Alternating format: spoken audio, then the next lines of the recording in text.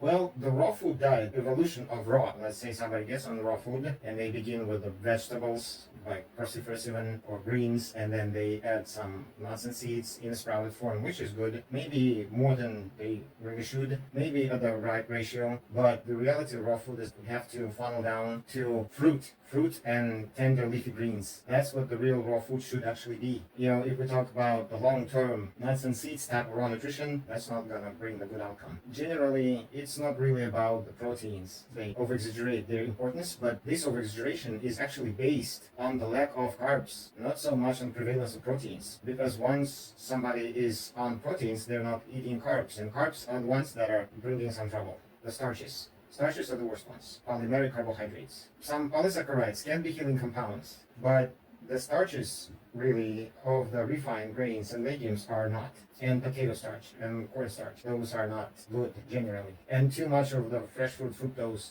may not be good either. Raw food should be associated with the energy practices. And if that is not in combination, then the raw food may produce the byproduct, which is called Vata. The real food is the food that is living. Let's say that if you prepare that living food to the high temperatures, slow cooking, and you're just making it deeply cooked, that's one extreme because that has a different quality. That loses the living component, of course. The enzymes and protein denaturize, they lose their potency, the vitamins fall apart, and it becomes homogeneous mass of the earth energy. Inorganic compounds now. It loses the organic compound, chemically organic compound, which is the electromagnetic quality, because the living food would have the magnetic field and electrical currents rushing through it. And this is what the life is. Our life, our aura, is electromagnetic field, whereas magnetism is your etheric body.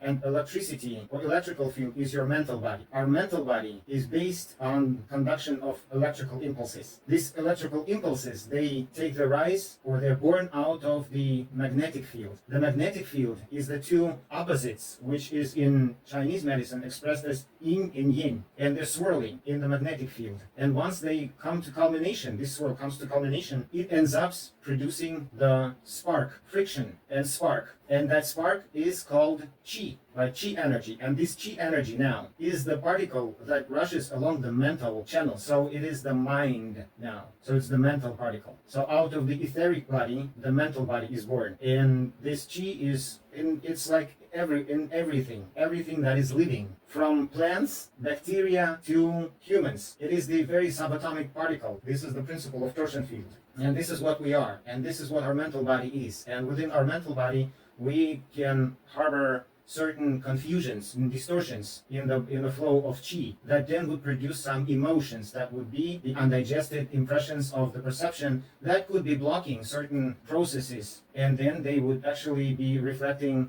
transpassing into the physical body. The physical body now is the coat over the mental body. So when you want to know where your subconsciousness, all you do is look in the mirror. This is where your subconsciousness is. Your body is your subconsciousness. And your mental body, in reality, is the double of you within your physical body. And that mental body is the source of sensations and of pain too. In the mental body, there's some confusions, and they are actually expressed in a certain dense areas that are also electromagnetic nature, but within our electromagnetic field.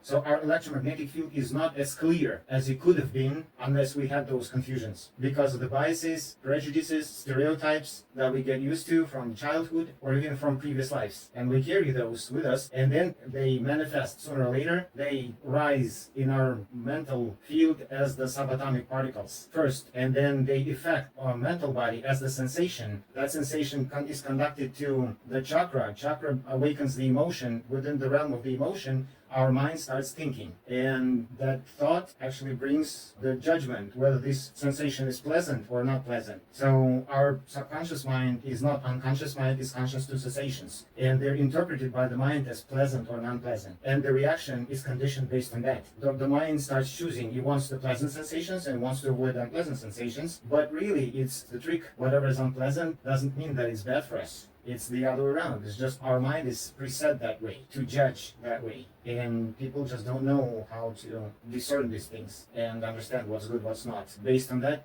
But what also it includes is that these electromagnetic fields, which are the roots of the disturbance of our mind or confusion, they are real, they're physical, because our mind is a physical body, but subtle nature. It's like metaphysical body. So we have the physical body and we have metaphysical body, which is the etheric body and mental body. And these formations within mental body are the ones that actually distort the physical tissue, and they create some inconsistency in the morphology of the physical tissue.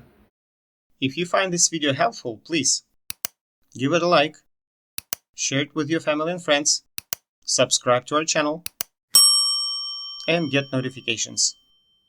Also, leave a comment of at least 8 words. Comments make difference.